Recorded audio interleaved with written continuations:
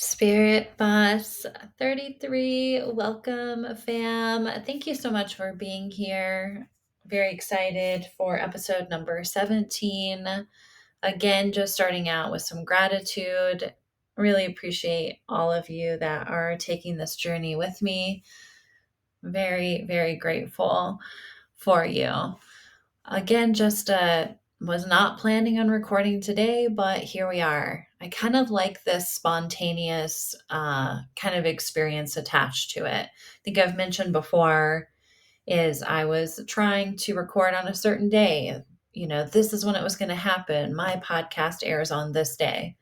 And that just doesn't work, for like my creative process. And when I'm ready to record, I'm ready to record.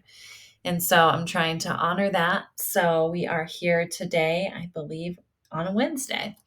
And this is the first time for that. So excited. So get cozy, comfortable. So the thoughts I was having today kind of starts off with like a question of what's the most precious gift that we can give others? And I know that some might immediately think of the word gift and think of like a material item, like maybe a new car, jewelry, a horse for some, maybe goats, a nice vacation. And while those might kind of tickle your pickle a little, I like kind of am thinking of like a different perspective for a moment, perhaps not different depending on like who's listening to this. But I was thinking about the most precious, valuable gift that we can give other people is our time and our energy, which will full circle back to the gift part in a moment. Um, but for this is just visualize an hourglass and the amount of sand that is going through the hourglass is the time, the energy that you have in a 24-hour period. So then when we choose to like share that with others, we're unable to return that gift. We can't regift it. We can't like put it in the closet and forget about it. So it's this very present moment experience, this like energy exchange. And again, what I was saying is I'm not saying that material or other types of gifts are wrong. We're not stepping in to any of this black and white thinking of all good, all bad. A while back, my mentor gifted me this beautiful image um, that was tied to like gifts of like maybe material gifts. Is that it was this image of this like also this energy exchange of like while we're looking for the gift, like we have that person in mind. So at that moment, we are spending our energy and our time on that person, which is an act of love as well. Regardless, though, if the energy exchange is in person with somebody where you're gifting your time and energy, or if you are taking your time and energy and looking for something, I think that the whole, reality and experience feels different depending on who it is. And so I think that that's a really great thing to check in on is who are we spending our time and energy on? I had the honor of spending time with people from all walks of life. And it's really amazing when you get to meet different people that have completely different realities. My favorite interactions though are people that like speak my same language, so to speak, and where you just feel like really, really inspired by them. I had this surprise, I should say, we had this surprise visit from this beautiful family. Like, and I'm not, and I mean like completely a surprise, like just like a pop in, staying the night kind of while traveling through. Dude's like, recovering from poison oak. There was that element to it. Just been to a festival, so all festified kind of entrance into, and it was just the most amazing interaction. The type where you feel like you've known people for decades. It just comes naturally. You speak the same language. You can speak of all different topics, healing, you're completely inspired. And I was reflecting after, and I was thinking, like, what a gift that they chose to come here, and spend their time and energy with us. They could have done, all sorts of different things, with that. Just really beautiful. Jewel Kim's from that self love deck that I'm still going through has a card that says, I surround myself with supportive people. She describes kind of a similar perspective of what I was talking about. And one of her prompts that completely resonates with me is, how can you connect with people who nourish you? I love that idea of like nourishing one another. It's like, to me, this reflection is like a fuck yes. Like, I want to nourish other people, and like, I want to be around people that I feel nourished by. And because we're often like spending time with people, that drain us, take away. And again, not making it that those people are bad. We're not stepping into any kind of, that black and white thinking, all good, all bad. There are some shades of gray in there, but it does have just a completely different energy when someone's nourishing you rather than draining you. On the flip side is that we might be blocking our connection to spending time with people that nourish us. Okay, so grab your notebook or, whatever you use to take action steps in your life. And just a reminder that, remember, like, stage 3 of changing is, gathering information. Stage 4 is actually doing the action steps in it. And so, it's really important that we kind of step into stage 4 in those action so that we can apply and we can transform. So for this activity is to visualize a container. It can be, it's something that you're carrying with you all the time. It can be a backpack. I do that visualization for a lot of people that I work with. It can be, I don't know, something that you're pulling with you. I like the idea of a wagon is kind of where I'm leaning towards, but get creative. It can be anything. And in this wagon, I'm just going to use for this example, is you're going to write down what keeps you from connecting to others that nourish you. So I'll give you an example from my wagon would be isolation. Again, I'm not going to put isolation in all good or all bad. I'm just observing it, just noticing it. But I'm noticing that sometimes, I can be extreme. I can just be all locked up in my place with my books, my cats, and I'm not going anywhere. And so then I can miss out on opportunities for that energy exchange and to be nourished and to nourish back.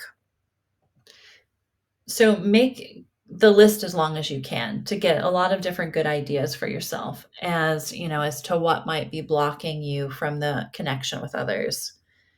And then go back and see, like, what is within your circle of control here. And by that, I mean, what do you have the ability to work on right now? So I'll give an example of, let's say that somebody has in their transportation. And like, this might be a legitimate barrier, is like, maybe the person that nourishes your spirit is like, lives, 3 hours away. Or, or whatever the case might be, even sometimes 20 minutes away, and so that might be a barrier. But then so you kind of take that and you say, okay, what do I have control over? And it might be, okay, I can make a phone call, I can take a bus, etc. But once you have your kind of like wagon full, and then you're ready to release, is you use the second part of the visualization, and you start to take each piece individually, and you kind of visualize releasing it in whatever way that you feel aligned with. It can float down a stream, it can float up like in a balloon in the air. Anything that kind of helps you figure out how to have it move away from you in a very peaceful manner. Again, for the example of isolation, I will watch the release of uncomfortability. That contributes to me isolating. So, like the awkwardness of myself, when I am around people, I will take that vision and I will, like, kind of visualize that going up in the air and floating away or floating down the river. And as that, like, for the example, for the awkwardness, let's just say floating down the river, is as that's floating away down the river, I'm going to be telling myself a new story. And that story is going to be something that is like, my weird shit attracts the right kind of weirdos. That's kind of my language that I would be using, is like my authentic vibe like attracts people who nourish me and I nourish them back. So I'm letting this limiting belief system float away, and then I'm replacing it with something that really aligns and resonates with the story that I want to tell myself, the reality that I would like to be living instead of what's happening now.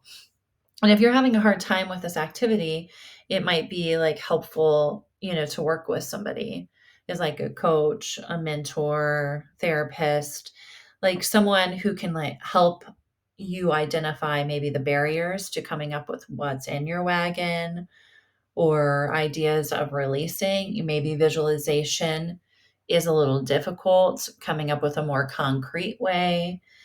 Um, and sometimes we have a hard time even observing ourselves to create this activity. And that's a practice within itself to learn how to observe, is that often a lot of times we're just in this automatic experience, and we have to strengthen that observer self. I really like Ram Dass's take or verbiage on something that kind of resonates with what I'm talking about today. Is he calls it kind of a renta mind, a renta body. It's like we become very identified with this mind and with this body that is very temporary. And we become identified with the concepts, the emotions, desires, opinions. And because we're so identified with these, is we can become very activated, like very offended when somebody bumps up to us with a completely different set of concepts, beliefs, these things. Is that we kind of hold it as like, this is us, like this is me.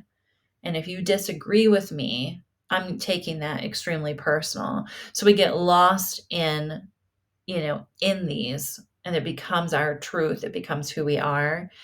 And then we also get lost in our vices too, to where we're not able to really observe ourselves because something else is taking our focus, something else has our energy. Again, going back to that hourglass, is we only have a certain amount of time and energy in one day.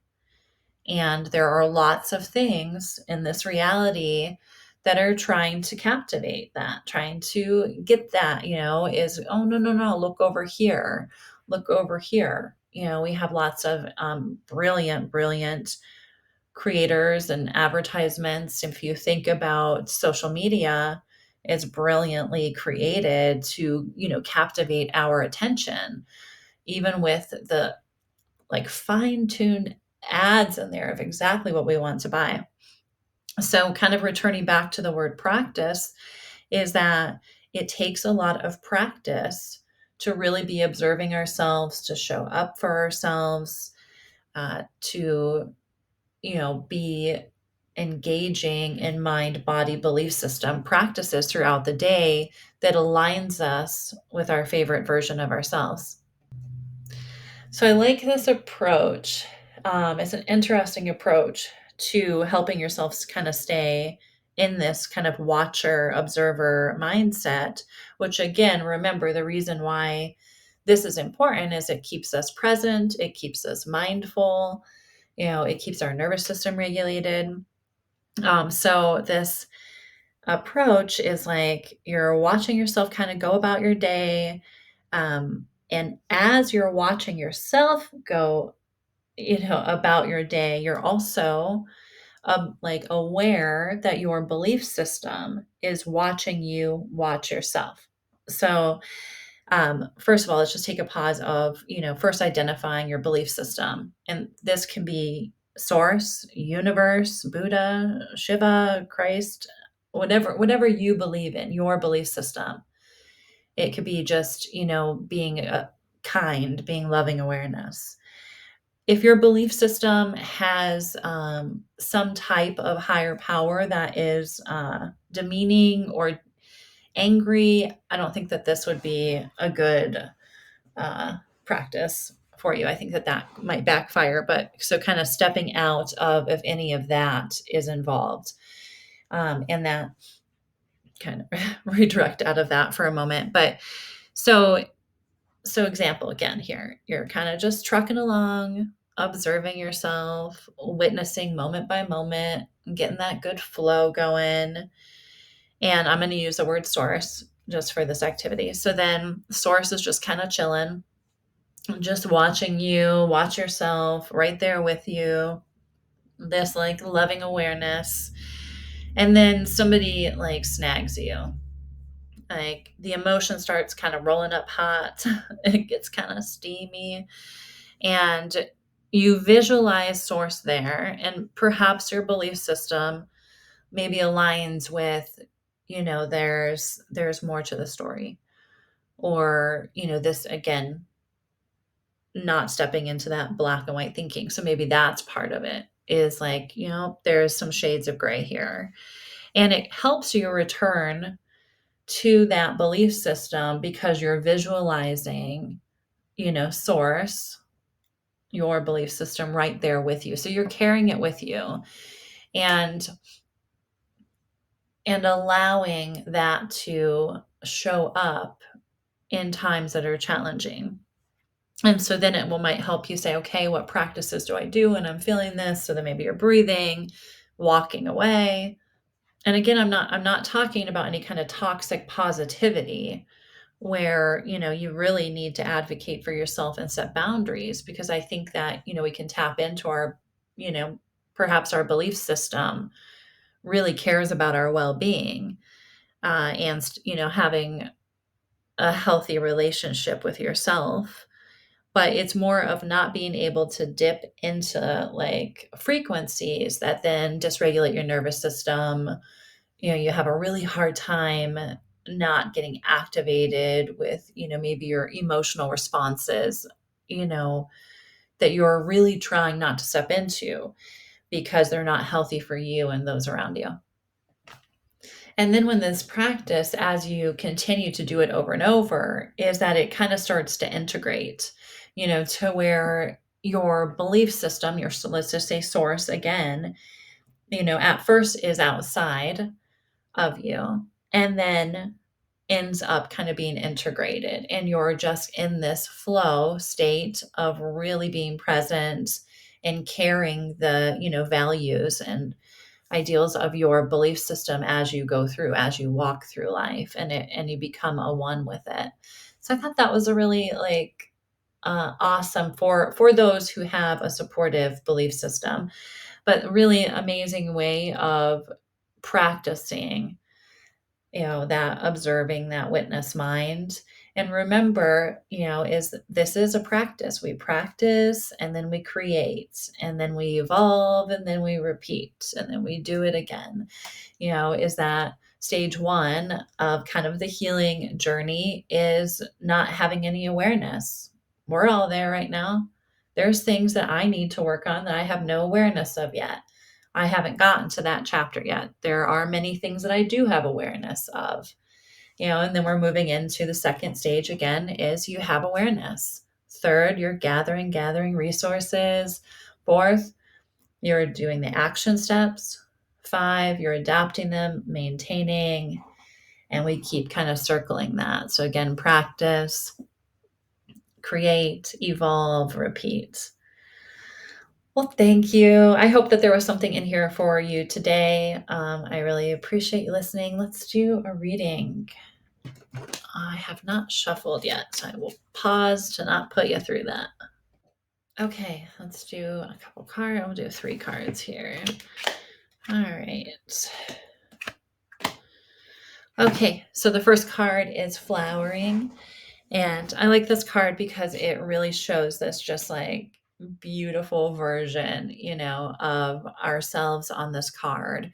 And it talks about really tapping into the gifts that we have and allowing them to flower. Part of that is being surrounded by people that nourish us.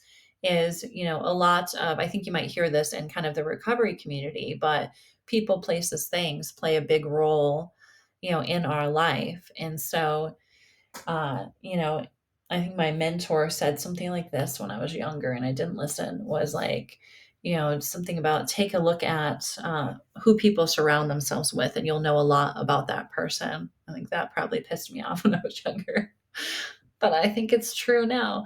But is that really allowing your environment to help you flower, these amazing gifts that you have within yourself. And the second card, interesting, is compromise.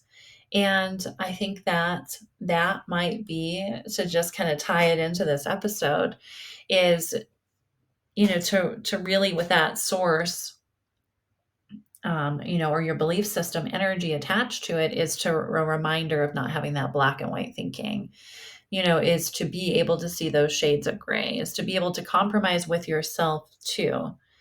Is when we're healing, we don't want to get into any rigid belief systems, because that will prevent us from hearing new information or new, I don't know, even belief systems or new anything. We'll get really stuck in this is the way it is. And that's okay. We can have really strong belief systems, but we want to have the ability, to grow and evolve. And so we have to be able to compromise and have to be able to shift into that, recognizing those shades of gray and not the black and white. Thinking, the last card, one of my favorites, is Beyond Illusion. Again, we're in a temporary body, temporary mind. The mind is full of illusion. For any of you that that have been on the healing journey for a while now, is that your mind can be completely full of shit. Completely. Is that you can get caught up in like these really, really like difficult thoughts and visualizations of something that is potentially happening, and you're living as if it is, and then you find out that it's not even true, that it was just, based off of fear or insecurities or maybe hypervigilance, maybe there's some trauma attached to it. But this last card here, is to me what we're walking towards, is we keep doing these mind body belief system practices because we keep wanting to peel back the veil, to peel it back, to step through, to be beyond the illusion of the mind and also beyond the illusion of all this chaos that's going here. So we don't get really caught up in the theater of it all. We can stay calm, grounded, centered, make decisions, that are healthy for us, nourish others, nourish ourselves. Okay, I hope there was something in here for you. I'm very grateful. Thank you so much, and I will see you at some point.